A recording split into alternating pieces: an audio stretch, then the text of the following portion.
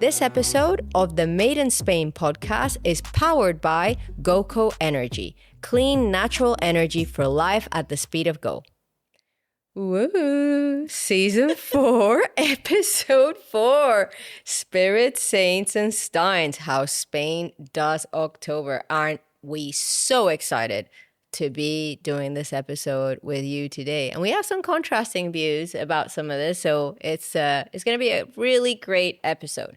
Autumn in Spain, from spooky to spiritual. Looking forward to it. I'm Nalini Sharma, and I am Laura Senia Garcia, and we are your co-hosts for the Made in Spain podcast.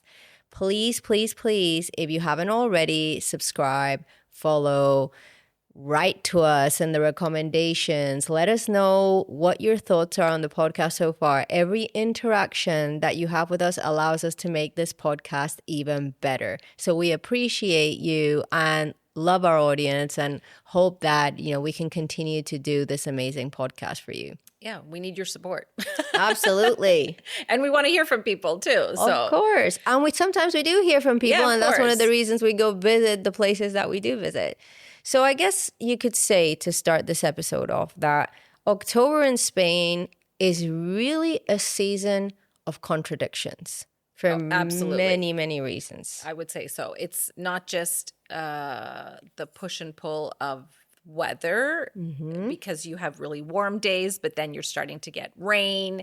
The temperature starts to cool off a little bit. So it's almost like everything in one in this month. October happens to be my favorite month here.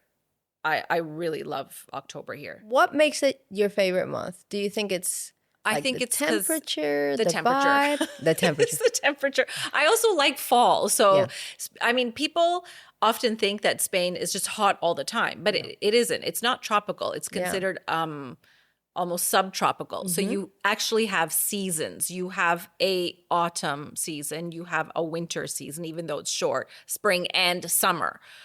So autumn has always been my favorite season. That's why I happen to like October. I think we have to be real. The climate is changing. Yes. And, even we visited the south of Spain. We had our family in the Alicante area telling us there was like almost a Dana thunderstorm going on while we were there at like 27 degrees Celsius in October, which is kind of crazy. But yes, I would agree that October is actually one of my favorite months as well, and also for different reasons. So one of the topics that we're going to talk about today is Halloween in Spain and the traditions around it, and, the All Saints Day. Halloween is actually like my favorite day of the year, or, my favorite kind of celebration of the year. And it's funny because I think it's the opposite for you, right? It is literally the complete opposite. I don't like Halloween parties. What is it that you don't like about them? Okay, Halloween in North America to me is just pointless. I mean, I have to buy candy and I have to hand out candy. Then I have to send my children out to collect the same amount of candy, which I don't understand it. I've never understood that commercial aspect of it. In the schools, the parties, the costumes. I can't stand any of the costumes. Especially for women, because Halloween as a child, you would when I was a child anyways, you would maybe make your own costume, or you would have like little bits that your parents would buy, and you put on some face makeup with your friends, and you go out with a bag, a grocery bag, or a pillowcase to collect candy. Now, all these Halloween stores, by the time you're done, it's probably $500 on something that you end up throwing away, or I don't even know what you do with a used Halloween costume because nobody wants it. Of course not. Yeah, but it's interesting though how, it does feel like it's culturally different. It's very commercial there. Yeah, and it has evolved in different ways. And I have to do a shout out to our friends Iwan and Bunky, who is a big fan of the podcast, because I remember last year, for some reason, their costume really stands out in my head because they were dressed like Colonel Sanders and like a bucket of fried chicken. And they actually made all this stuff. And I'm like, how do people come up with this? Actually, I think that is cute. If you put the time and effort into doing something, I think it's a creative outlet. But I just say in North America, it's very, I mean, they put out Halloween decorations and costumes after back to school. Yeah, absolutely. It's the kind of the next thing after the back to school. It's always something else. And that was one of the reasons. But I did tell Laura this year that I wanted to dress up for Halloween. Yeah. So she almost dropped the phone. Yeah, I was like, surprise. That's another conversation. So a couple of reasons why Halloween for me has always been, a holiday or a celebration that I love. I've always been into, like the spooky stuff, the paranormal, there's a lot of the things that I like to listen to in my own time as well. And here is called La Noche de las Brujas. Okay. So the night of witches. Right. And there are a lot of still remaining pagan celebrations that happen, particularly in the north of Spain. Okay. So in the north of Spain, witches, or what we would call brujas, are called megas. So they are in Galicia. There is still also what they call Noche de las Ánimas, that you can see that these people who still identify as megas or witches, they do wander in the forest. And, it's a thing about like connecting with the spiritual world, because there is a belief for many people who have that let's say pagan background, right, and still believe in some of these things, that the night of Halloween is the night that the veil between the world of the living and the world of the dead is at its thinnest. So yes, the veil. I could be like, veal. What's a veal? Isn't that like a little cow? I'm not laughing at you. I want it. It's like we go back and forth about, I correct her with this. There's veil, like as in, okay, like veil as in like a wedding veil. Yeah. Okay. Yeah. Not the veal, not the little cow. It's, the thing is, it's the pronunciation of the letters. Okay. But it's spelled the same? English and Spanish. Veil, V-E-I-L. Okay. So the veil, supposedly between the world of the living and the world of the dead, is at its thinnest on Halloween. So there are a lot of different spiritual rituals that happen in this country still. Okay. And Halloween just generally, it comes from the festival of Samhain, and it does mark the end of the harvest and the start of the winter. And it's believed to be that, moment, you could say. So I will say some of my favorite Halloween costumes that I've ever got to wear. I think when I was a teenager, I went full on and dressed like Marilyn Manson. But, there's two ways to do Halloween. Yeah. People do this kind of like sexy Halloween where you're like, I think that's all it is now. Well, for me, that's all the costumes available to women. Exactly. For me, it's always been more about really trying to get spooky. Yeah. So, when I dressed as Marilyn Manson, I had white contact lenses on. Ooh. And my mom was like, oh my God, you look like the girl from The Exorcist. This is horrible. And then I did another one that I did that was quite cool, was a evil version of Alice in Wonderland. That was a lot of fun with cool. Tears of blood and that kind of thing. So yeah, I absolutely love Halloween. I think it's a lot of fun. But now here, you got kids trick-or-treating and that kind of thing. That was not the case 10 years ago. Do you get trick-or-treaters here at your house? The weirdest thing is, yes, I've had trick-or-treaters over the last couple of years, but it's been a couple of weird situations where, older people trick-or-treating, and I'm like, what are you doing? Like people in their 20s, I'm like, you're freaking me out, leave, Oh, that's like, strange. Yeah, very strange. So that was actually scarier than anything We get else. Trick-or-treaters, a few. It's actually just the neighbors' children that come. They have 4 kids. They know they come to our house, and I just give them the entire box or bag or whatever of candy. Leave me alone. Don't come back. I'm just like, okay, happy Halloween, bye. And I shut the lights. Yeah, exactly. Like, goodbye. I don't remember any Halloween costumes of my own. Only as a child, maybe a clown. Yeah. I think clowns are super creepy. I had a clown. And then when we were teenagers. Were you a creepy clown or? No, just whatever my mom bought. And as teenagers, I dressed as a what I thought was a punk rocker because I sprayed my hair pink. Oh my God. That's what I thought. And then, yeah, we just went out and, I don't know, got candy and came home. That's all I can remember. Do you have pictures of this?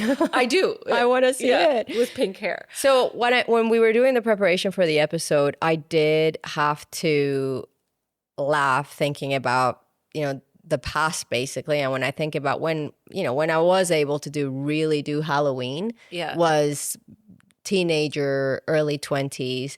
And what was funny is that, you have this very serious day after Halloween here. Yes. It's the All Saints Day. Yes.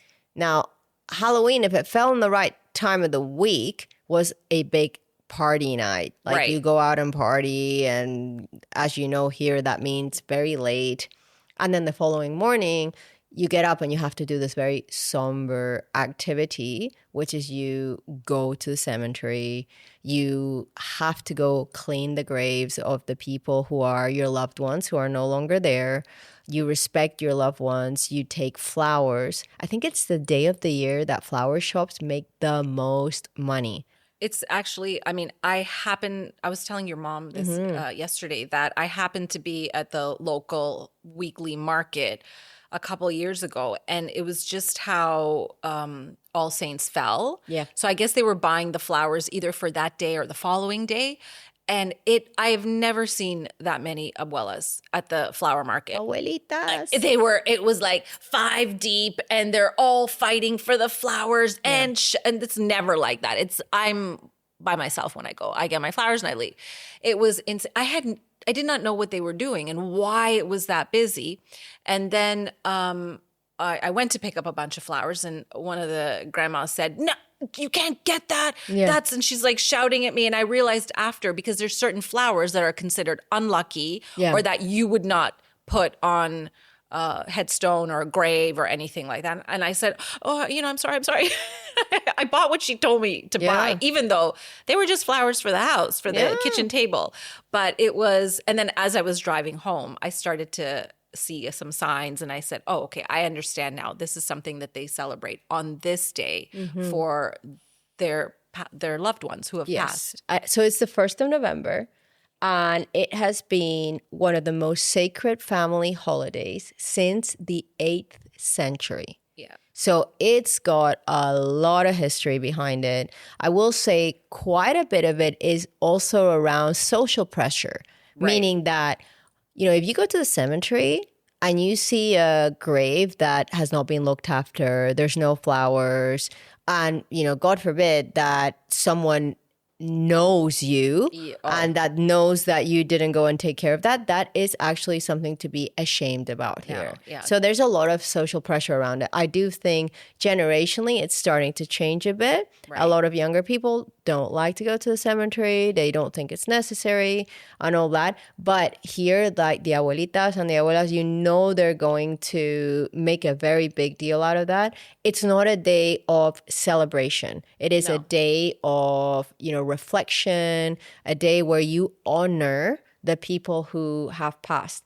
One of the sweets that is consumed during the All Saints Day is something called hueso de santo. So it's the saint bones. And it's marzipan. They make them into, it's like, kind of sounds pretty creepy. Like, oh, you're eating bones out of a saint. It's like a marzipan bones with sweet egg yolk filling. And it originated in the convent in Madrid. That's where they, So there's a lot of, and also panellets. And they are like little balls that are, that have like little pine nuts around it. Oh, okay. And almond. They're made with almond and pine nut. And those originate from Catalonia and Valencia. Okay. So, and that is specifically for All Saints Day. We're specialized in having sugar and sweets for every single, even when it doesn't make sense.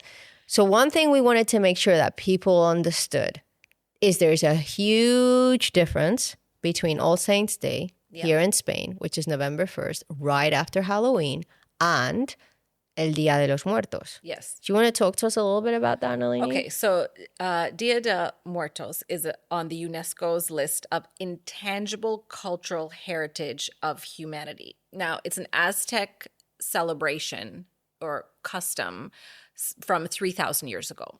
So they would honor the goddess of the dead, basically. I cannot say her name. It's a very long Aztec name. I tried to pronounce it, but I couldn't do it. So she, in English is, Lady of the Dead. They traditionally would celebrate it for a month, their past ancestors, in the month of August. Right. But when the Spanish started to move around the world and brought their Catholicism with them, it changed a bit. So it became more in line with All Saints and All Souls. Right. So the 1st and 2nd of November. And in different parts, it's celebrated mostly in Mexico, throughout Mexico, various cities. But in parts of Latin America, it is celebrated, but not as big as they do in Mexico. So what I think is very interesting about, people probably see the what you Catrina, La Catrina. Yes. So I actually read a really interesting article about that face painting. So that was originally sort of a satirical cartoon published in a paper of this, pretty woman, but like a skeleton. Right. And it was to tell people that whether you're rich or poor, death has no distinction. It's coming for all of us. So just accept it. What a lovely thought.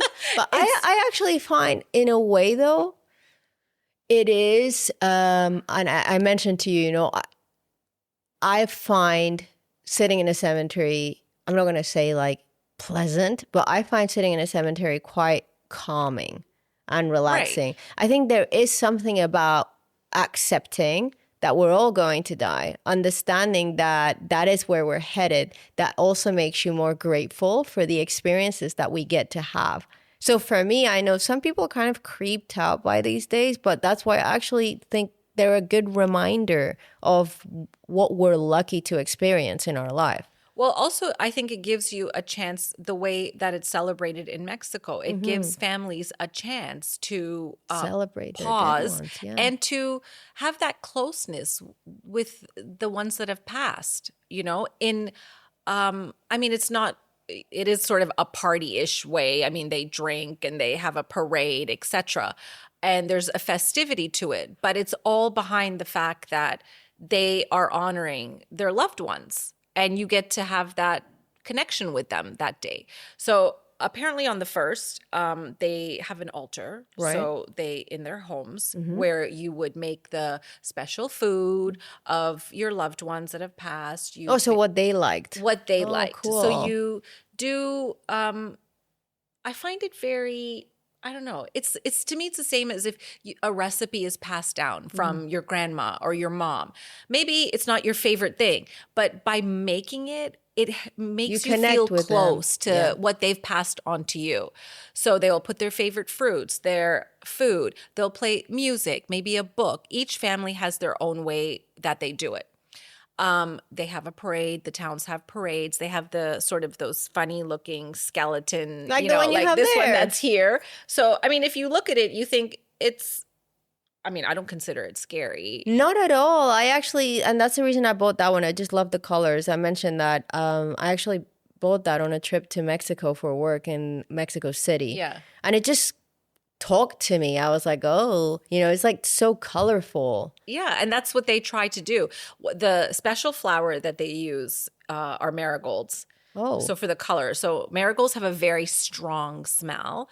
But the reason they use it is because they say the strong smell will hopefully wake their ancestors to join the party. Yeah, the spirits, that's so cool. To join the party. It's like their wake-up call, come hang out with us. You're saying all of this, and I'm picturing some of the also traditions that they have in New Orleans. Yes. With the kind of the voodoo, and when people kind of pass away and they'll do a parade. Yeah. It's like way different. Yes. That's kind of what's coming to mind, is different ways. And total side note, but I have to mention this because it was something that really stuck with me. You talk about remembering your loved ones that have passed away. There is a place in Asia, and I'm just going to say in Asia because I can't remember the exact place or city. But there was a whole TED talk made on this. So I know this is not like a internet fake news or anything like that. There's a place in Asia where they conserve their dead. Okay. Some process like a mummification. Okay. But they're, keep them in the same clothes that they passed away in or they liked. And they bring them out once a year and they actually sit them down at the table. Oh, and they're actually sitting there with like the mummies of their loved ones and kind of like serve the meal that they like and everything, but they're at the table. I thought that was like the creepiest thing. Okay, but again, think traditions, right? To them, that's what makes sense. And, in Mexico, Day of the Dead, colorful. And, in Spain, the All Saints Day, a lot more somber, but it's still remembering your loved ones. And it's having a respect for the fact that we're all going in that direction. And that we have to also remember the people who are here. Did you see the movie, is it Disney? I haven't seen it yet. Oh, it's actually really nice. Right? It's really cute. What is it called? Oh, I can't remember. Il Something. Canto? I can't remember. I know the one you mean, Yeah. where they're all like, they're all kind of. Well, he's looking, and he wants to do, this little boy wants to do something, and he's going to the big party. Yeah. It makes you want to take part in it, which is, I think it's really special that tradition in Mexico and parts of Latin America is in the mainstream and that we have respect for it. Yes. As well. It gives you an appreciation, Absolutely. Should we say what we're dressing up for as Halloween? No. Why not? Surprise. You can say it. Okay, so this might seem totally weird, but we're going to be Zombie Peaky Blinders. Peaky Blinders. But the men in the Peaky Blinders. Yeah. Only because I'm the last person on the face of the planet to see Peaky Blinders this last summer. It's good. We're not going to dress up as what everybody else is dressed up like. That one Halloween when everyone had watched the Squid Games and everybody's dressed as Squid Games everywhere. Absolutely everywhere. Oh, okay. Well, we're going to be zombie Peaky Blinders. So watch out, socials. It's coming. And by the way, if you are watching this on YouTube or you are following us on socials, you need to check out the slice of life that we will be doing for this episode because we are going to be dressing up in lederhosen. Yeah. So on that note, let's move to Oktoberfest. So in Spain, we're not in Germany, obviously, but we talked about October, we talked about Halloween, we talked about All Saints Day, Day of the Dead. One of the things that has become a lot more prominent through, the last few years particularly, is the celebration of Oktoberfest. So before I give a little bit of the kind of history of Oktoberfest for those who may be interested in the tidbits here, Nalini, why don't you tell me your first impressions and really would like your honest perspective and opinion, Oktoberfest. Okay. Firstly, I don't drink beer, number one, and I don't eat pork. So it is kind of a tough one for Nalini. I don't drink beer and I don't eat pork. So Oktoberfest is a lot of pork sausages and beer. Yeah. So, but the thing is, I'm not affected by it. If where we live, there happens to be a very large Oktoberfest, festival. I don't know how else to say it. It goes on for 10 days. Yes. So it's usually the 2nd to the 12th of October. Yeah. And it used to be in Calpe, which is a huge German community. Right.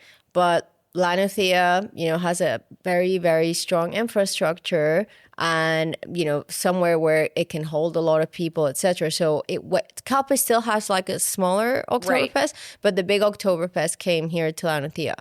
Several years now. So, yes. And I mean, they do an amazing job. There's a huge tent. It's very well organized.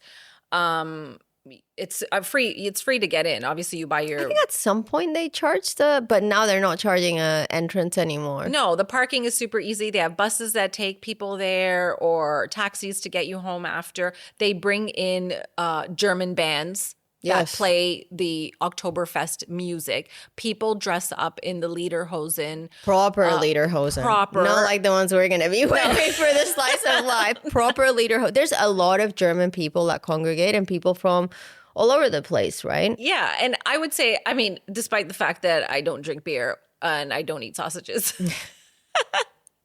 they did have. They have some options. No, they had options. They had really, really tasty chocolate waffles. Chocolate waffles. And they also did serve half a roast chicken. Roast chicken. You can't get a quarter. No, you just have to have half. You need to have, I think they're German-sized portions. Oh, yeah. And pork knuckle and all that great stuff. Yeah. But it is fun. Like, just to go for a night, it is fun. Everybody's dancing. People are in a good mood. They have the classic music that, I mean, I don't know what the songs are called, but I don't know. And all mentally respect, hear it.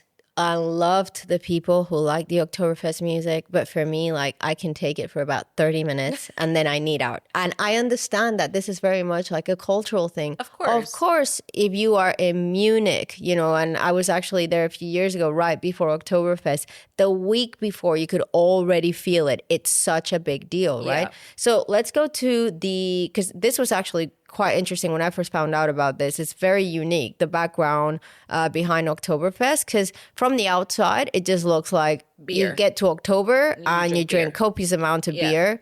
And really, people drink so much beer. Yeah.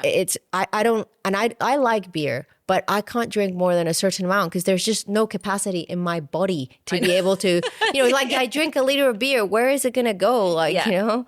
So first Oktoberfest that ever took place was in 1810. And this is where it gets really interesting. It was celebrating a royal wedding of Crown Prince Ludwig and Princess Therese of Bavaria. There were horse races, fairgrounds, and beer brewed under the Reinheitsgebot, which is the 1516 purity law. And it became a tradition. So guess what? People liked it so much that even though these people only got married once, they decided to do it every year. Can I just point out La Tomatina? Yeah, exactly. So this is it. See, and this is what's so interesting about doing a podcast such as this is that you learn about all different cultures and traditions and festivities, and sometimes there is no reason as to why it exists to the stage that it does in today's world. Well, it starts off small. But just imagine, right? They were the royalty at the time. So there was a huge royal wedding. So I'm sure they went all out, obviously. But for people to like it so much that you go, you know what? I think we should do this every year. Bigger. But what's amazing is that with immigration, people moving, there are Oktoberfest celebrations. Not that I grew up with Oktoberfest, but it's very common in North America to have Oktoberfest celebrations and festivities. If you want to have a good chuckle and a laugh, go on Instagram and look for people of Oktoberfest, and you will see the most affected people you have ever seen in your life trying to keep up in Munich. So that's a little bit of Oktoberfest. And now we are going to go to our slice of life. Yay.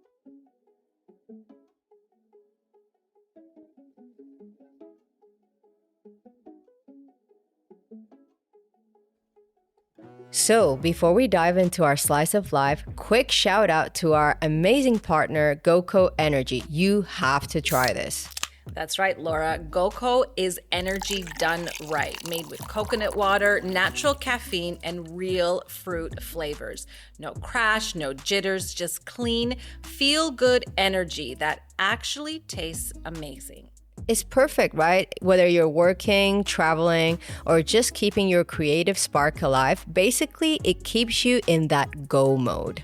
I agree. I'm not necessarily a fan of all energy drinks, but this is one that I truly enjoy. My favorite flavor so far is pineapple, and you can order it straight from gocoenergy.com. That's GOKO energy.com. Shipped right to your door. So hydrating, refreshing, and honestly, it just makes everything flow better.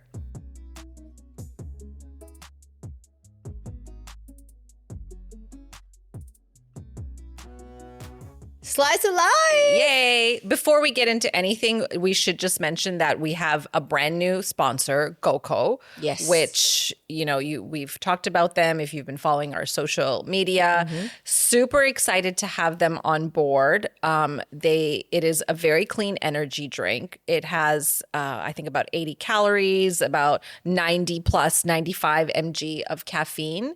It is sparkling coconut water that is caffeinated. So it is an energy drink, but it's also on the light side. You don't feel as if you're drinking, a really big can, an energy We won't drink. name the others, but Right. you know the ones. Right. But I actually love it. And I've said this before, it would not be something, I don't drink energy drinks, but when I had this, I would not even think that it's an energy drink. I think the coolest thing that I like about GoCo is that it's really the equivalent of the caffeine that is within a coffee. So imagine like 1 cup of coffee, but sometimes I don't feel like drinking coffee. I don't feel like having something hot. I don't feel like having something that has that bitter taste of coffee, and then you get the infamous coffee breath. GoCo, it's just kind of a clean. It's very clean. And a little bit of a pick-me-up that you're not going to have to worry. So, for example, for me, I do drink energy drinks. And sometimes I know that I have a cutoff time, like, hey, 10 a.m. Laura, we have a cutoff time for you. Yeah. Stop being so intense. Like, give me the energy drink. Put it down. Put it back. But this GoCo, it really does not have that. I'd have to have like just 5 cans of this. Yeah. To kind of go to that, jittery, where it doesn't give you jitters. And I just think overall as well, it's also, if you look at the amount of ingredients in it, it's not the whole can. No, it's just a few ingredients. And it's just very light. It's clean, has a little bubble to it. I really like it. So yeah, so we definitely recommend you trying GoCo. And we will be talking a little bit more about the components and, where you may want to try it, the flavors in our other episodes. So today, for our slice of life, we are channeling our inner German people. I think I should be called Helga instead of Laura for this.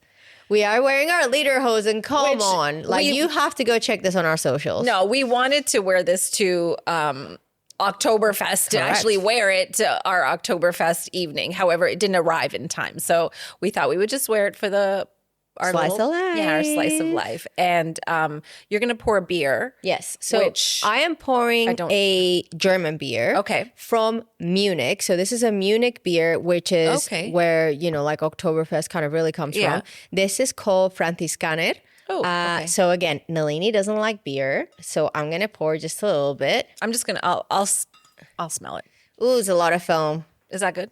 No, I would get criticized for that pour by a lot of people. Here you go. Started my reach. And then here, so I just love that when we record these podcasts, I'm like, oh, so what did you have for breakfast? Oh, beer and licorice. So good. Well, oh my God, that's still a lot of foam. Okay, so we have our beer. Actually, it's funny because we just poured a Franziskaner in a Mao glass. I know. And Mao is like a Spanish beer. Well, these are the glasses that we have. You use what you have. Exactly. So we don't have the big Steins. No. Maybe next year. Since now we have lederhosen, so I kind of feel like we have to. Right. So I can't. I'm not cheers. I'm gonna fake cheers you. Why? You're not drinking it? No. Oh, come on. Oh, I can't, Laura. I just don't like it. Come on, take a sip. No. Just a little sip. This is good. I don't like it. I'll eat the licorice bark instead. So she's not trying it, but I like it. I really like this Franziskaner beer, actually, I have to say. Okay. Tell us what you have in your hand. Bark. It's tree. This is a tree.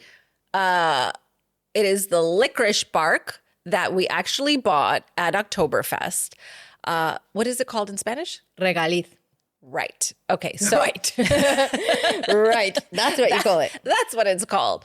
I actually did look it up this morning to see the spelling of it, but it is native to the Mediterranean. So it grows wild here, but people use it as a breath freshener. They use it as sort of a digestive aid, and you just chew it. Mm-hmm. So yeah, it's licorice bark. This is where licorice comes from. I will say that this is like, you'll walk around Alicante, you walk around the cities, and they're selling this. And I remember as a kid, I was always excited when I saw it because I was like, yay, I get to buy it. But I don't like how it tastes. I just always got excited about it. Oh, but, really? Yeah, but I don't really like how it tastes. So as you said, we kind of got this in Oktoberfest. I think it's kind of good to take some of that beer, like breath away. It's a lot of... This is probably one of we've had some weird combinations on this show. Licorice sticks of actual, and again, if you're seeing this on YouTube or on socials, it's the tree. It's the licorice bark. Piece of tree. Yeah. I am really hoping there's no bugs in this. That's what I said to Nalini. Is like, I cannot imagine if, something comes out of there. But anyway, so quick for a slice of life, we did want to just mention Thanksgiving because we just had Canadian Thanksgiving at your home, and Nalini is an amazing host, and so is her family. Thank you. So Canadian, which I know it's Thanksgiving, but I'm from Canada, so we call it Canadian Thanksgiving just because of the dates, right? Just because of the dates. Differentiate the date. So ours is the first or second, basically the second weekend in October is Canadian Thanksgiving, and American Thanksgiving tends to be towards the end of November.